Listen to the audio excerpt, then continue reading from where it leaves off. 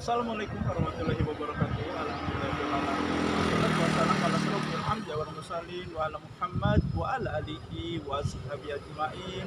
Amma ba'd. Segala puji bagi Allah yang hingga detik ini rahmat dan nikmatnya kita rasakan, kita gunakan bagi sebesar-besar kemanfaatan hidup kita. Salawat dan salam marilah senantiasa kita sampaikan kepada Rasulullah, kepada keluarganya, para sahabat, dan tentu saja kepada penerus perjuangan beliau. Sobat-sobat, kita bersama lagi di channel saya, channel Endang Jaya Putra, channel dakwah dan pendidikan. Sobat-sobat, saya berada di Jembatan Kuning lagi, jembatan favorit saya dalam perjalanan saya membuat konten-konten. Sobat-sobat, kali ini saya ingin berbicara mengenai puasa, karena beberapa hari lagi kita umat muslim akan memasuki bulan Ramadan dan kita diwajibkan untuk melaksanakan ibadah puasa selama 1 bulan penuh. Tetapi sobat-sobat, seperti biasa, sebelum saya meneruskan apa yang ingin saya sampaikan mengenai puasa, bagi sobat-sobat yang belum subscribe di channel saya, silahkan melakukan subscribe-nya, tekan subscribe warna merah sampai menjadi hitam. Jangan lupa like dan share-nya. Nah, sobat-sobat, terima kasih kepada sobat-sobat yang selalu setia menjadi pemirsa di channel saya. Terima kasih juga kepada sobat-sobat yang sudah melakukan subscribe-nya. Semoga apa yang sobat-sobat lakukan, yang kita lakukan sepanjang ini menjadi amal jariah, dan tentu saja pahalanya akan terus mengalir walaupun kita sudah berada di alam kubur. Nah, sobat-sobat, puasa kalau menurut kalender Masehi akan berawal pada tanggal 13 April ini. Tetapi sobat-sobat, apakah yang terpikir pada diri sobat-sobat, pada diri kita, pada diri saya sendiri? Tentu sudah tergambar bagaimana suasana Ramadan, karena ini terjadi secara rutin setiap tahun. Dan perubahan yang paling jelas adalah ramainya rumah-rumah ibadah ketika menjelang sholat Isya, dan kemudian akan melaksanakan sholat tarawih. Itulah perubahan yang terjadi, yang menunjukkan bahwa Ramadan telah tiba. Ramadan disambut dengan gembira oleh umat muslim. Akan tetapi itu biasanya berlangsung cuma beberapa malam saja, sobat-sobat. Setelah itu jamaahnya mulai berkurang. Tetapi sobat-sobat, sebenarnya kenapa kita diwajibkan untuk berpuasa? Karena kalau berdasarkan surat Al-Baqarah ayat 183, puasa ini adalah wajib dan bahkan sudah diwajibkan kepada orang-orang sebelum kita, kepada umat-umat yang terdahulu. Apakah tujuan takwa itu? Di ujung ayat tersebut Allah menyatakan la'allakum tattaqun. Artinya puasa ini diharapkan setelah kita menjalankan ibadah puasa selama 1 bulan penuh, kita menjadi orang yang takwa. Akan tetapi sering kita tertipu oleh hawa nafsu kita sendiri. Kenapa kita sering tertipu oleh hawa nafsu kita sendiri?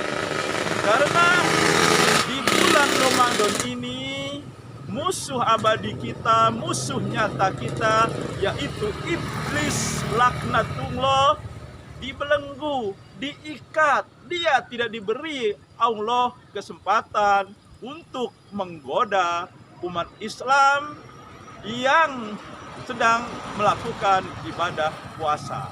Artinya selama bulan Ramadan, selama sebulan penuh, sobat-sobat, kita ini hanya melawan diri kita sendiri, melawan hawa nafsu kita sendiri, dengan harapan Kalau kita bisa mengalahkan diri kita sendiri, hawa nafsu kita sendiri, ini menjadi bekal untuk menghadapi musuh kita yang sebenarnya, musuh abadi kita, musuh nyata kita, yaitu iblis laknatullah. Akan tetapi kalau di bulan Ramadan kita ternyata tidak bisa mengalahkan hawa nafsu kita sendiri, bagaimana di luar bulan Ramadan, 11 bulan setelah Ramadan, di mana iblis kembali dilepas belenggunya, dia kembali menggoda kita.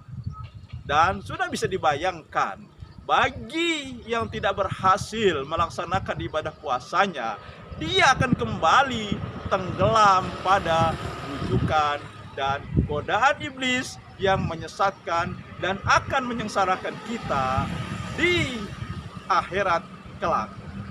Nah, sobat-sobat, sering juga kita tidak fokus dengan ibadahnya, karena kita justru fokus apakah menu berbuka nanti, apakah menu sahur nanti. Seakan-akan Ramadan ini harus ada menu istimewa, bahkan yang tidak ada diada-adakan. Tetapi kita lupa bahwa tujuan puasa bukanlah seperti itu. Kemudian biasanya ketika memasuki awal puasa, kita bukannya fokus memikirkan bagaimana meningkatkan ibadah, bagaimana khusyuk beribadah.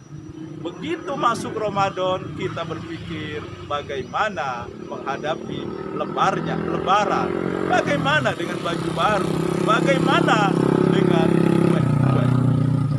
Ramadan dan ibadah-ibadah Ramadan yang ada di dalamnya selama 1 bulan penuh tidak kita pikirkan. Akan tetapi pikiran kita meloncat jauh sebulan yang akan datang, yaitu bagaimana lebaran.